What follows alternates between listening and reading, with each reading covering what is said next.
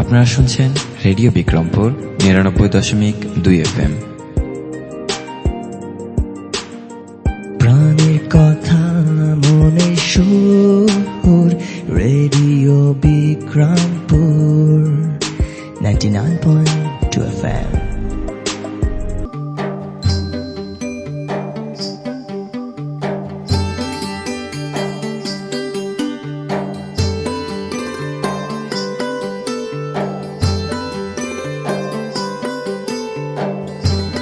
বিশ্বে যা কিছু মহান, সৃষ্টি চিরকল্যাণকর, অর্ধেক তার করিয়াছে নারী, অর্ধেক তার নর।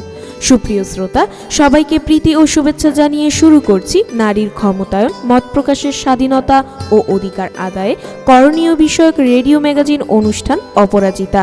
আজ শুনবেন অনুষ্ঠানের 10ম পর্ব। আমাদের এবারের বিষয়, নারীর অগ্রগতিতে গুরুত্বপূর্ণ ভূমিকা রাখবে নারী শিক্ষা।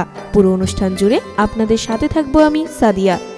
প্রিয় শ্রোতা, আপনারা শুনছেন রেডিও বিক্রমপুর ৯৯.২ FM। অনুষ্ঠানটি আম্বালা ফাউন্ডেশনের সহায়তায় নির্মিত এবং অনুষ্ঠানটি প্রচার করছে রেডিও বিক্রমপুর ৯৯.২ FM।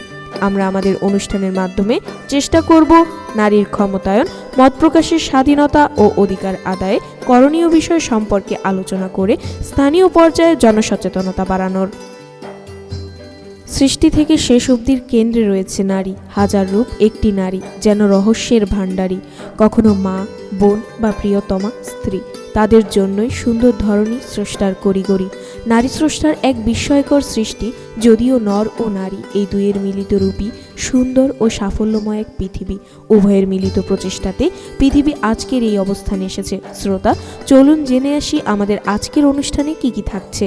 আমাদের আজকের অনুষ্ঠানে থাকছে বিষয়ভিত্তিক একটি গান, একটি ফিচার, সাধারণ মানুষের কথা এবং বিশেষজ্ঞের পরামর্শ।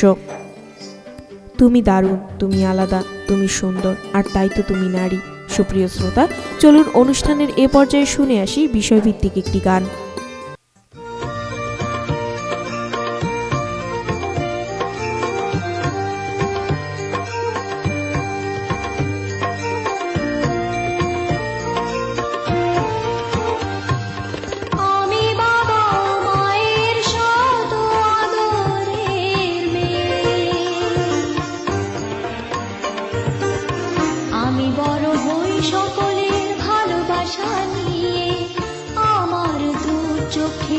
অনেক স্বপ্ন থাকে, আমি পড়ালেখা শিখতে চাই।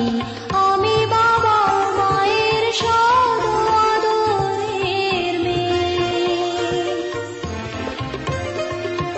যদি চার দেয়ালের মাঝে কাটে সারা জীবন, তাহলে থাকবো শুধু বোঝা হয়ে।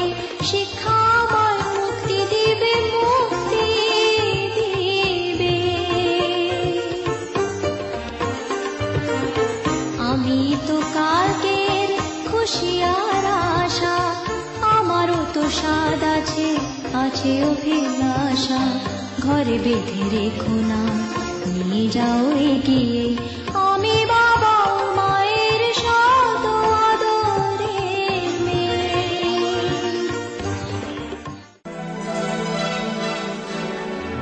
একটি কন্যা শিশুর ভবিষ্যৎ কতটা আগাবে তা নির্ভর করে তার পরিবারের উপর। একটি পরিবার যদি তার দৃষ্টিভঙ্গি এবং মানসিকতা পরিবর্তন করে, তার কন্যা শিশুটিকে ছোট থেকেই আলাদা দৃষ্টিতে না দেখেন, তবেই এগিয়ে যেতে পারবে একটি নারী। আসুন আমরা দৃষ্টিভঙ্গি পরিবর্তন করে আমাদের সমাজের নারীদেরকে এগিয়ে যেতে অনুপ্রাণিত করি। তোমরা আমাকে শিক্ষিত মা দাও, আমি তোমাদের শিক্ষিত জাতি দেব। প্রিয় শ্রোতা, চলুন অনুষ্ঠানের এই পর্যায়ে শুনে আসি বিষয়ভিত্তিক একটি ফিচার। নারী পুরুষের সমন্বিত প্রচেষ্টায় দেশ যেমন এগিয়ে যাবে, তেমনি দেশের উন্নয়নে নারীদের অবদান বাড়বে। তেমনি রাষ্ট্রের বিভিন্ন ক্ষেত্রেও নারীর ক্ষমতায়ন ঘটবে। কাজেই নারীর ক্ষমতায়নে নারী শিক্ষার কোনো বিকল্প নেই। একটি প্রবাদ রয়েছে, একজন পুরুষকে শিক্ষা দেওয়া মানে একজন ব্যক্তিকে শিক্ষিত করে তোলা, আর একজন মেয়েকে শিক্ষা দেওয়া মানে গোটা পরিবারকে শিক্ষিত করে তোলা।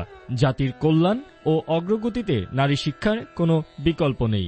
তাই মাননীয় প্রধানমন্ত্রী শেখ হাসিনা নারী শিক্ষা প্রসারের লক্ষ্যে বিভিন্ন কর্মসূচি গ্রহণ করেছেন। কেননা নারী সমাজেরই একটি অবিচ্ছেদ্য অংশ।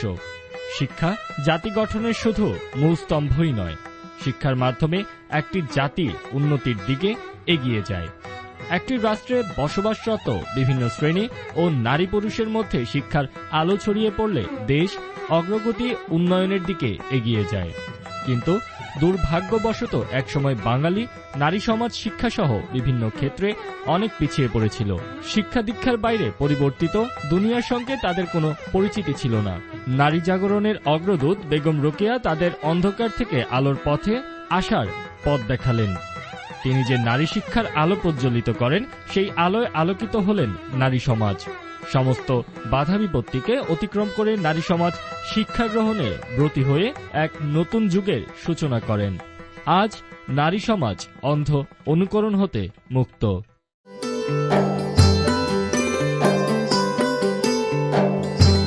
হে নারী, পৃথিবীর সবচেয়ে সুন্দর ফুল আর সবচেয়ে বর্ণময় কবিতার চেয়েও আকর্ষণীয় তুমি। সুপ্রিয় শ্রোতা, চলুন অনুষ্ঠানের এই পর্যায়ে শুনে আসি সাধারণ মানুষের কথা। একজন নারী স্বাবলম্বী হইতে হইলে শিক্ষিত হইতে হইব। শিক্ষা ছাড়া কেউ কোনোদিন কোনো কিছু করতে পারে না। শিক্ষাই মানুষের জীবনের মেরুদণ্ড। একজন নারী বা পুরুষ যদি মনে করে আমি নিজে পায়ে নিজে দাঁড়াবো, তাকে শিক্ষিত হতেই হবে। শিক্ষিত না হইলে তার জীবনে কোনো মূল্য থাকে না। আমার জীবনে আমি লেখাপড়া করাতেই আমি আজ এতগুলি বছর চাকরি করছি, চাকরি করে রিটায়ার করছি, রিটায়ার করে ছেলে মেয়েদের জন্য বাড়িঘর সব করে দিতে পারলাম। আমার জীবনটা সার্থক হয়েছে। বর্তমান সময়ে নারীদের শিক্ষা অত্যন্ত জরুরি, কারণ আগের একটা সময় ছিল যেখানে নারীরা খুব পিছিয়ে ছিল, যেখানে নারীদের নিজস্ব কোনো সিদ্ধান্ত তারা বলতে পারতো না, পরিবার যা চাপিয়ে দিত তাই তারা করতে হতো। কিন্তু এখন নারী শিক্ষা অত্যন্ত গুরুত্বপূর্ণ।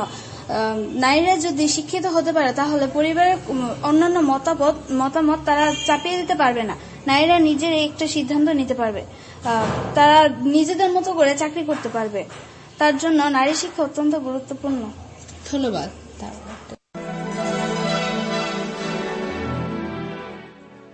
শিক্ষা প্রতিটি নারীর জীবনকে মুক্ত করে, তাই নারীদের আটকে না রেখে শিক্ষিত হয়ে নিজের মতো করে জীবন গড়ার সুযোগ দিন। কোন কালে একা হয়নি কো জয়ী, পুরুষের তরবারি প্রেরণা দিয়েছে, শক্তি দিয়েছে বিজয়া লক্ষ্মী নারী।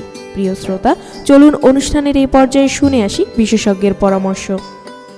আসলে নারী শিক্ষার গুরুত্ব তো অস্বীকার করার কোনো জয়ী নেই। নারী শিক্ষার গুরুত্ব অপরিসীম। শিক্ষিত নারী তো পরিবার তথা সন্তান, সমাজ এবং রাষ্ট্রের উন্নয়নের কঠিন হাতিয়ার স্বরূপ। অতএব নারী শিক্ষার গুরুত্ব আসলে অনেক অনেক বেশি।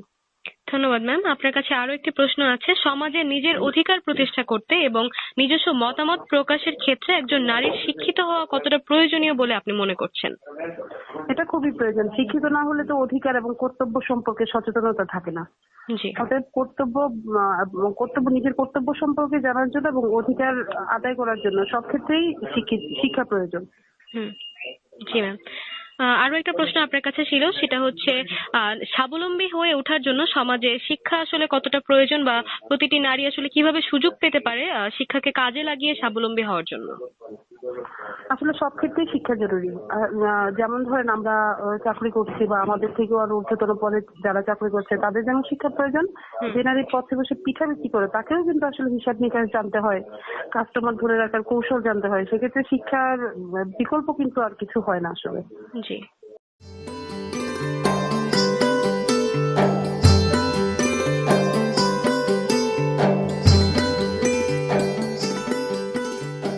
হে নারী, সমাজ গড়ার কারিগর তুমি, তোমারই মুঠোয় বিশ্বসুখ। প্রিয় শ্রোতা, আমরা অনুষ্ঠানের একেবারে শেষ পর্যায়ে চলে এসেছি।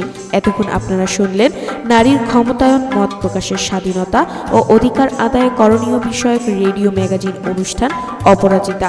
অনুষ্ঠানটি আমলা ফাউন্ডেশনের সহায়তায় নির্মিত। অনুষ্ঠানটি প্রচারিত হলো রেডিও বিক্রমপুর 99.2 FM এ। পুরো অনুষ্ঠান জুড়ে আপনাদের সাথে ছিলাম আমি সাদিয়া। অনুষ্ঠানের আগামী পর্ব শুনতে আমন্ত্রণ জানিয়ে শেষ করছি আমাদের আজকের অনুষ্ঠান। সবাই স্বাস্থ্যবিধি মেনে চলুন, সুস্থ থাকুন, নিরাপদে থাকুন, আর সব সময় কান পাতুন রেডিও বিক্রমপুর 99.2 FM এ। এবার বিদায়ের পালা। তার আগে জানিয়ে দেব আজ আমরা অপরাজিতার এই আয়োজনে সাথে ছিলাম। উপস্থাপনায় আমি সাদিয়া, প্রকৌশল সহযোগিতায় ছিলেন মামুনুর রশিদ। অনুষ্ঠানটি নির্দেশনা ও পরিকল্পনায় ছিলেন মোহাম্মদ আওলাদ হোসেন খান শিবলি। অনুষ্ঠানটি প্রচার করছে রেডিও বিক্রমপুর 99.2 FM।